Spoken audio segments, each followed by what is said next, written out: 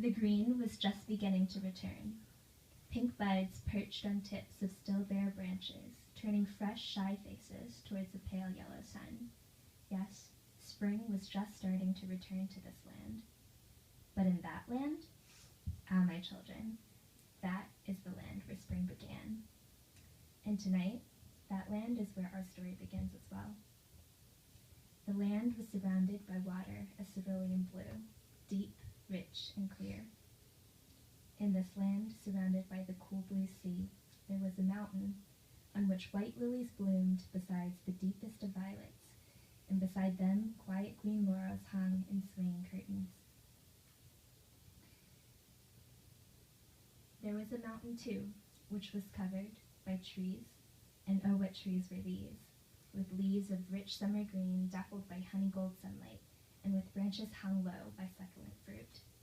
Large, watery pears in yellow, pink peaches in pink, and deep purple plums, and many other sweet fruits too many to name for the moment.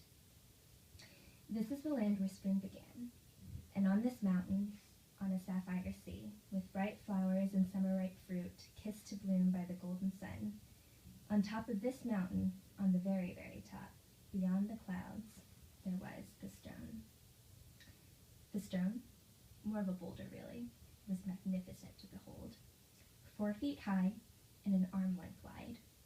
In places it was smooth to the touch, warmed by golden rays of sunshine, though no hands ever ventured above the clouds to touch it.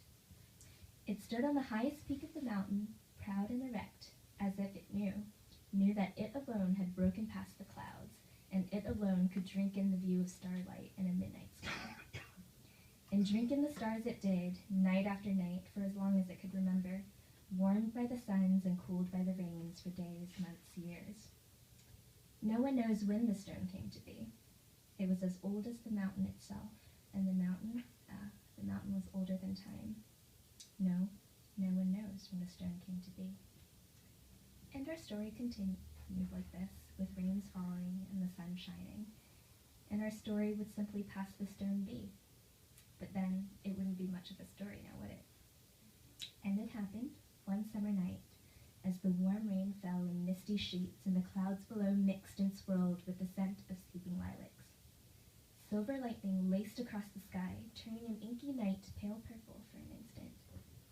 And there was a sound, like a whip crack, and the monkeys and birds who dwelled in the forest below stirred in their slumber at what they thought was a lightning flash.